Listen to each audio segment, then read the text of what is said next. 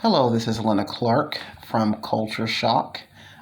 Please subscribe on Facebook to Culture Shock. And please subscribe to YouTube. Um, like, share, subscribe, hit the notification bell, leave a comment below. My part two for cultural narcissism, the effects of masculine feminism in the Black American community, will be released in about 3 to 4 days.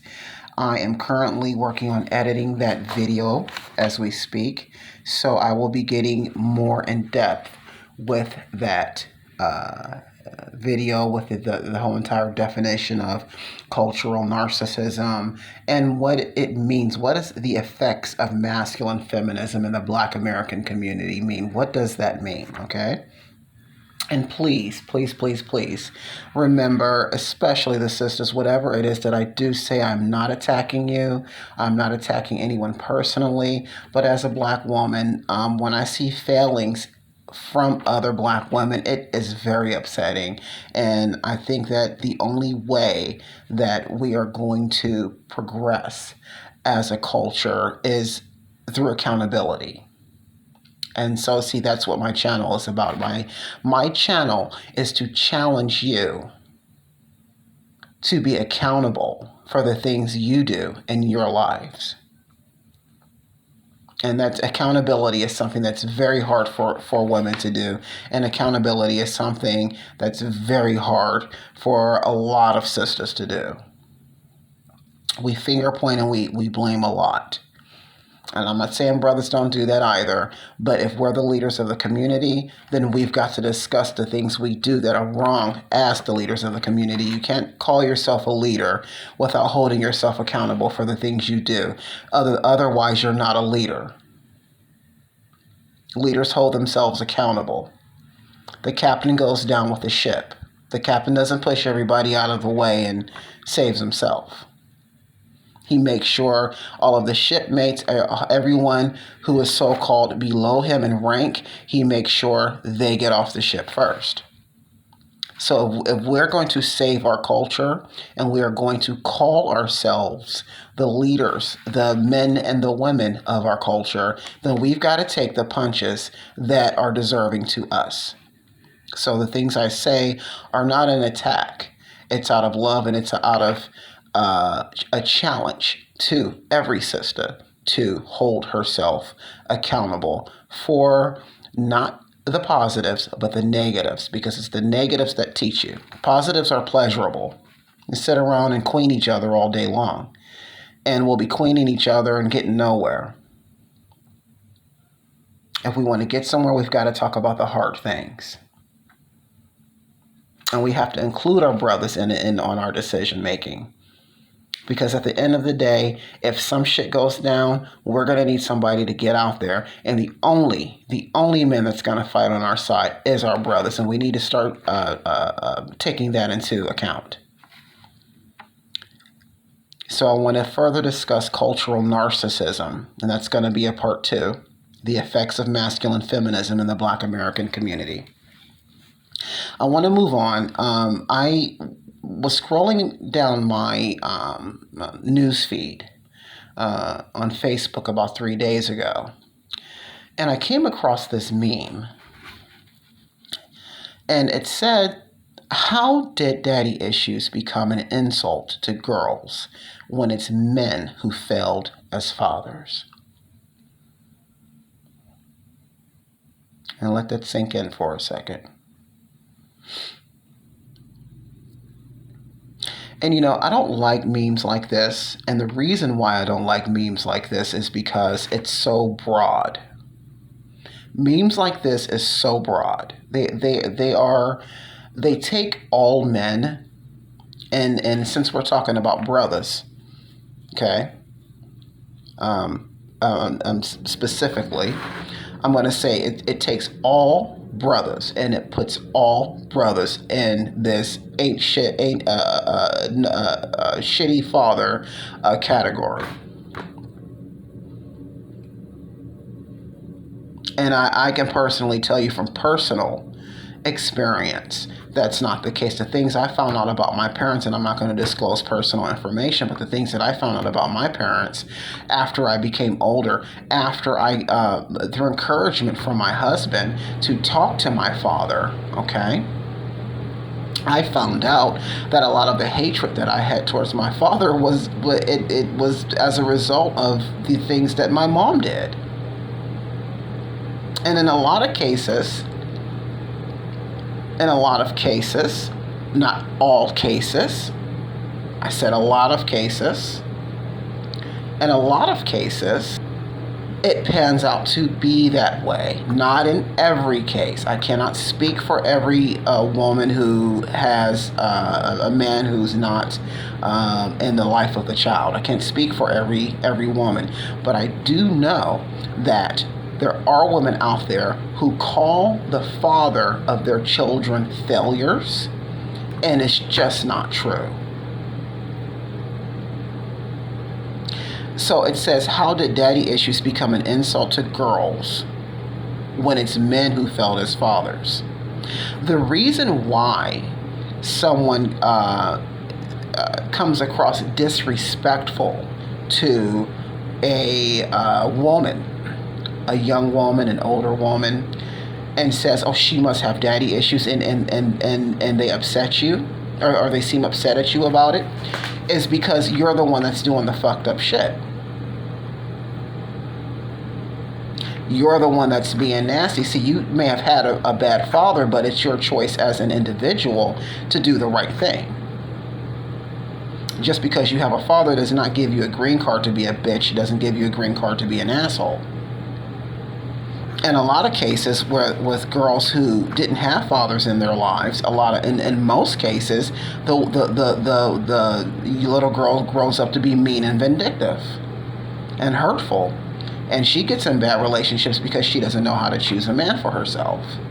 So she chooses bad men for herself because she didn't have a good example through having a father grow up, be it it's the mother's fault, be it it's the father's fault. And so she in return ends up hating men. She in return ends up doing the same thing that her mother did. She goes out, she dates the bad boy, she gets pregnant by the bad boy, she thinks she's going to take the bad boy and turn him into a marriage material, when he's not going to change shit a man does. Okay, and she ends up hating men because he was never going to be the type of man that she wanted him to be in the beginning. He was never going to be that kind of man.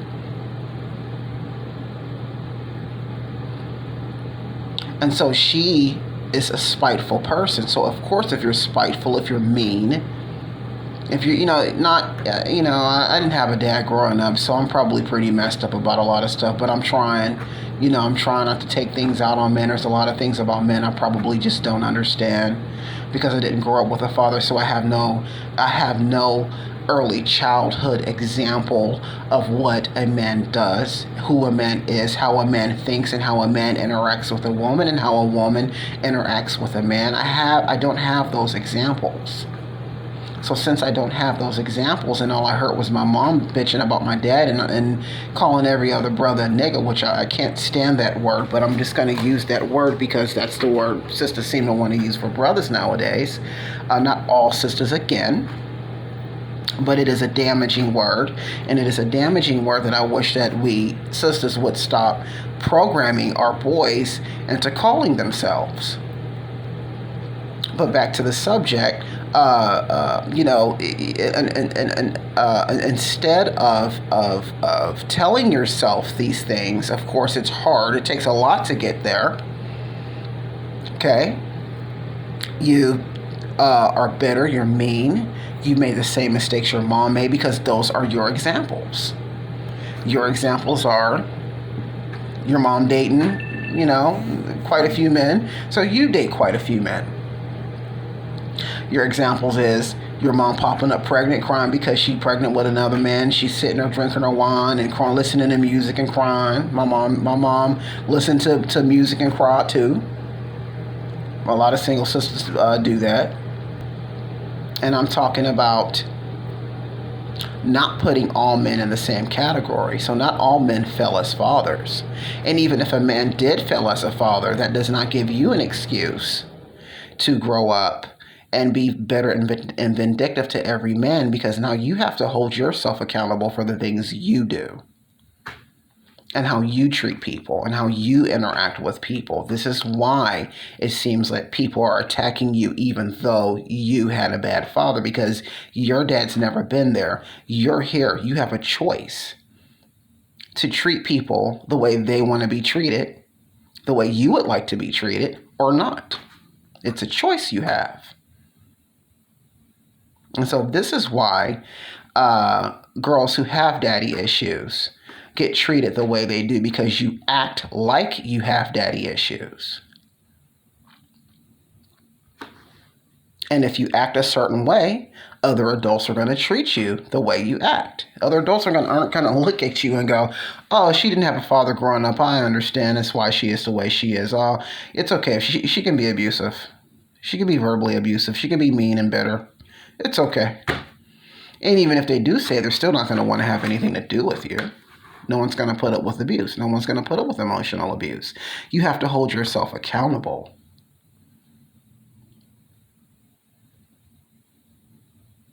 So this is why women who do have daddy issues, this is why you run into situations that or where you have a hard time with other people, because it shows that you have daddy issues, because you're so bitter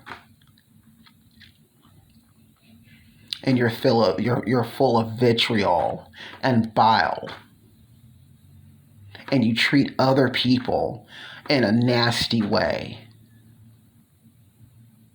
So yeah, maybe your dad wasn't there. Maybe he was a good dad and your mom ran him out.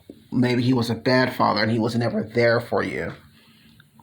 But you have a choice as an individual to do and act the right way. And no one's going to be so forgiving of you all because you did not have a father. Because we all have to hold ourselves accountable.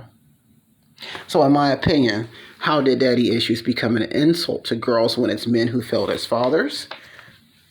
It's because of the way you act. It's because you act like you didn't have a father, and as a result of you not having a father, you act nasty towards men, because that is the way you were raised. Your mom act nasty towards men because she never had good relationships for whatever reasons why she never had good relationships, and now you do the same thing because she programmed you to be that way.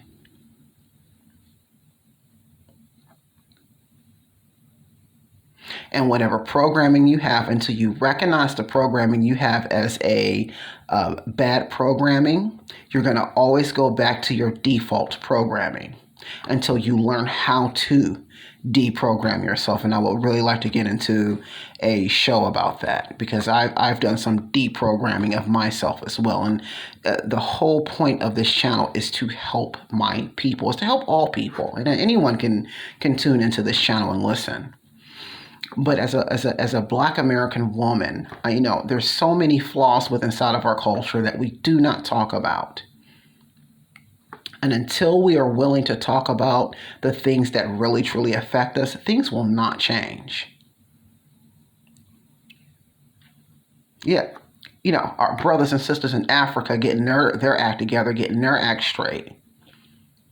Parts of Africa where they're not even allowed to wear hair weave. Parts of Africa where they're not allowed to say the word nigga to each other. That's a negative word. I don't know why we use that in this country, and I don't know why we give ourselves an excuse to use that word in this country, when it's a word that was used to mentally oppress us. What if brothers went around calling sisters little nigglets? You and your little niglet kids. What if brothers did that? And that right there is a result of having daddy issues. And so this is why, all of this is why it all comes around full circle. And we have to realize that if we're going to push further ahead as a culture, as a people, we have to really get down to the psychological issues that we have, because it all starts in the mind. That's where it starts. And if you can't heal your mind, you cannot heal your heart. All right, I think that's going to be it. I've preached enough. Please leave a comment below whether you liked it, whether you didn't like it. Leave a thumbs up, thumbs down. Cuss me out in the comment section. That's fine. Tell me, your opinions, your thoughts on any thing that I've said thus far. If there's any kind of videos that you want me to do, any kind of topic that you want me to discuss, please let me know. And tune in next time to Cultural Narcissism Part 2, The Effects of Masculine Feminism in the Black American Community. And I will be doing more frequent hot topics. So if there's a hot topic that you guys want me to talk about, please let me know. All right. See you next time. Bye.